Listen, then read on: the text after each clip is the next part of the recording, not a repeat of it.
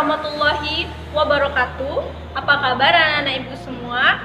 Semoga dalam keadaan sehat selalu ya, kelas 11 ADKN. Nah, kembali lagi dengan ibu dalam pelajaran administrasi pajak. Untuk materi hari ini yaitu mengenai tarif pajak penghasilan pasal 21 atau PPh 21. Untuk penjelasannya seperti berikut ini. Materi hari ini merupakan lanjutan materi minggu lalu, di mana pada hari ini akan kita membahas tarif pajak PPh pasal 21 atas tarif 15% atas dasar penghasilan neto dan tarif 5% atas dasar upah. Nah, untuk penjelasannya dari masing-masing tarif ini akan dijelaskan seperti berikut ini. Nah, di sini tarif 15% atas dasar penghasilan neto. Nah, ini biasanya dikenakan untuk penghasilan neto terhitung kepada tenaga ahli yang melakukan pekerjaan bebas seperti pengacara, akuntan, dokter, konsultan, notaris, dan lain sebagainya. Nah, besarnya perkiraan penghasilan neto adalah 50% dari penghasilan bruto berupa honorarium atau imbalan lainnya. Nah, di mana untuk rumusnya yaitu PPh pasal 21 sama dengan penghasilan bruto dikali 50% dikali 15%. Nah, sedangkan untuk tarif 5% atas dasar upah, nah ini biasanya diterapkan atas upah harian, upah mingguan, upah satuan, upah borongan, dan uang saku harian.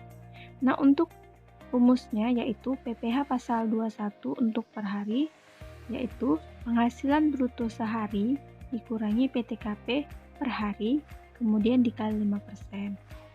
Nah, untuk lebih memahami lagi, maka kita lihat ya berikut studi kasusnya dari masing-masing tarif berikut ini. Nah, di sini contoh studi kasus yang pertama yaitu dari tarif 15% atas dasar penghasilan neto.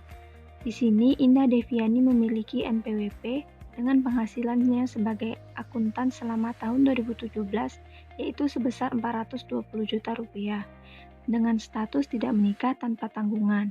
Nah, bagaimana perhitungan pajak penghasilannya? Untuk penyelesaiannya, penghasilan dari pekerjaan bebasnya sebagai akuntan yaitu sebesar 420 juta. Kemudian, penghasilan netonya 50% dikali 420 juta dapatlah 210 juta. Kemudian dikurangi dengan PTKP 54 juta, maka jumlah akhirnya menjadi 156 juta rupiah. Maka kita hitung PPh-nya yaitu dengan 15% dikali 156 juta, dapatlah PPh-nya 23.400.000 rupiah. Nah, inilah yang harus dibayar oleh Indah Deviani. Untuk contoh studi kasus kedua yaitu dari tarif 5% atas dasar upah. Nah, di sini contohnya Ramadhani bekerja pada PT Sejahtera memiliki NPWP dengan menerima upah harian sebesar 180.000 per hari, di mana statusnya kawin tanpa tanggungan. Nah, di sini Ramadhani bekerja selama 10 hari. Nah, bagaimana cara perhitungan PPh pasal 21? Pertama, kita hitung upah seharinya yaitu sebesar 180.000 rupiah.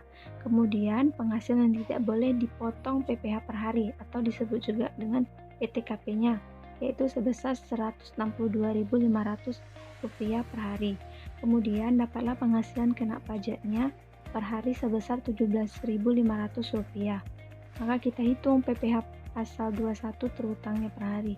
Pertama, kita hitung dulu per harinya yaitu 5% dikali 17.500 ya, dapatlah 875 rupiah. Kemudian kita hitung PPh pasal 21 terutangnya selama 10 hari, maka 10 dikali 875 rupiah, dapatlah PPh terutangnya selama 10 hari sebesar 8.750 rupiah. Nah, begitulah contoh-contoh dari studi kasusnya ya.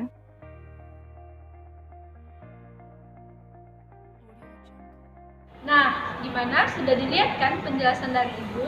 Nah, semoga Ibu harap kalian paham ya. Jika ada pertanyaan, silahkan kalian tanyakan pada grup belajar kita. Demikianlah pertemuan hari ini. Sampai jumpa ke materi selanjutnya. Wassalamualaikum warahmatullahi wabarakatuh.